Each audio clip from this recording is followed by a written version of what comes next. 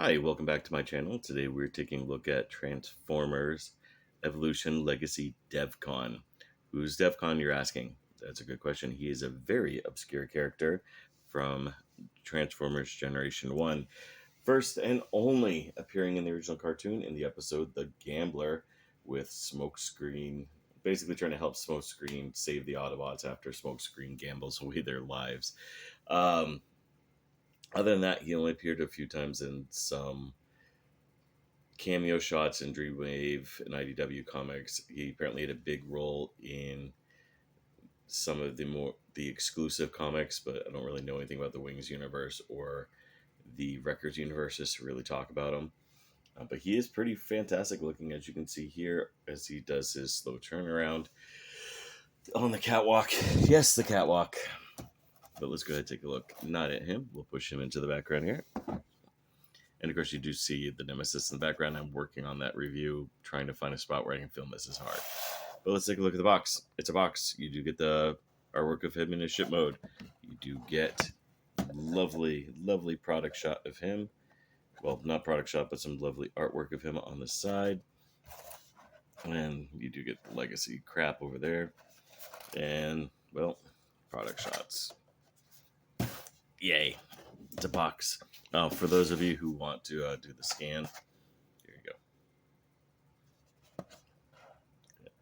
Go ahead. Scan it. Do whatever you wish.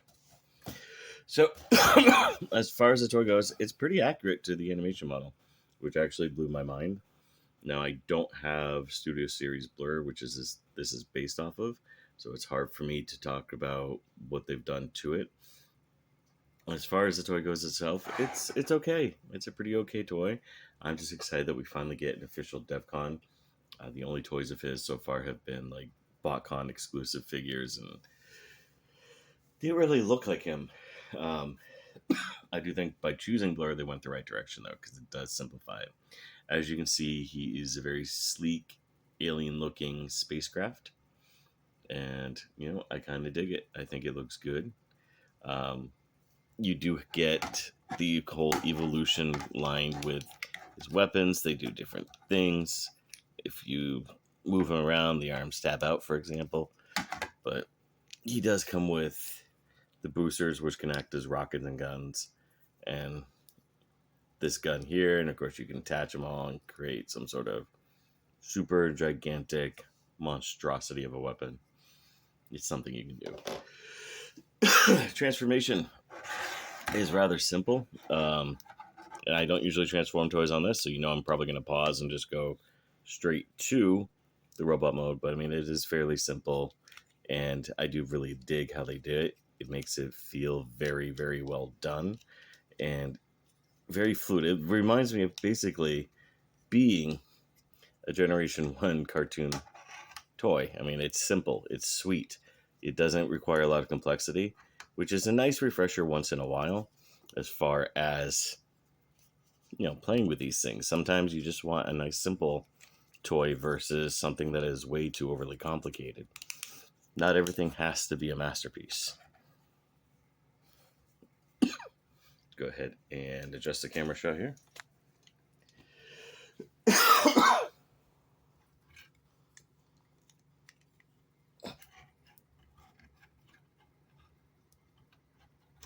This is the only hard part for me, is getting the hands out.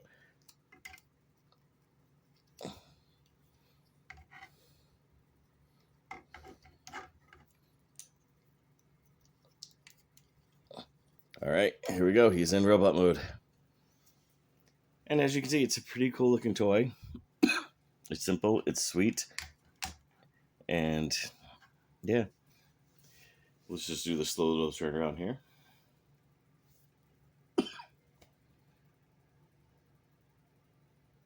Sorry about the cough. It is ragweed season here in northern Florida. But yeah, here's basically the toy. It's simple. Now, as far as articulation goes, let's bring him in here. You do get a head that does kind of wobble, not the best. Arms. Can't do the full 360 unless you move him out a little bit because of the backpack. You do get mid-arm rotation. You don't get hand rotation. but because of how he transforms, you can, do a little bit of goofy shots. You do get full waist rotation. Legs can go forward, they can go back pretty far. You do get the knee joint, and I do like how the knee itself is a separate piece. Um, Ankle tilt, and due to how he transforms, you get some massive posability there. I mean, it's a pretty sweet toy. It's simple. It's easy. As far as accessories go, again, I have the Still Naiva Fusion bull crap. Let's take it apart and show you how it's supposed to go.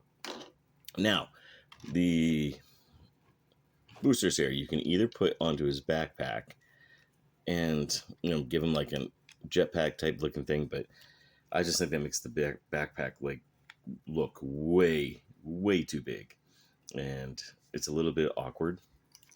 I prefer to put them down on the legs themselves, which is kind of where the instructions want you to put them anyways. And you don't even have to take them off when you transform them. You can leave them, but you do have to reverse them, I guess. So I've just made a liar out of myself. As far as this gun, now he can hold it in his hands. And you do have that lovely thing, but if you want to follow the cartoon, you're going to put it on the side here. And it looks good. And because of his hands, you can actually give him a whole other weapon, basically, by going like that. And now he's got two cannons. And I think it's cool. I think it's a really cool thing that you can do with it. Again, it's a Generation 1 toy in a modern aesthetic. So it's simple, it's sweet, it's awkward, but I like it. And I do think he looks really good. So yeah, so it's really Devcon's. So as far as comparison goes, since we talked about G1 so much with this, might as well bring out the smokescreen, right?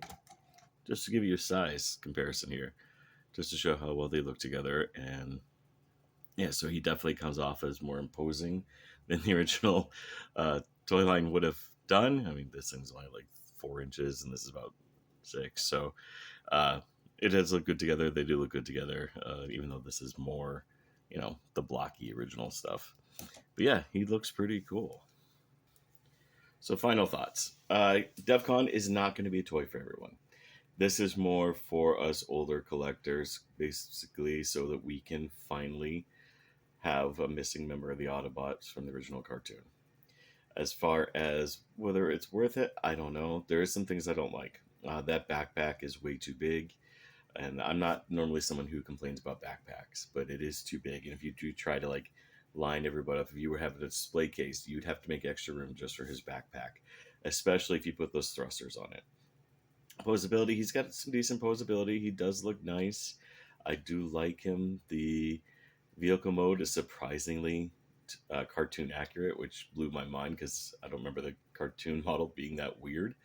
But yeah, it's not going to be for everyone. This is going to be something more for us older collectors rather than some of the newer ones. But then again, if this is your first Transformers toy, it does what it's supposed to do, where you get from a vehicle and get to robot mode.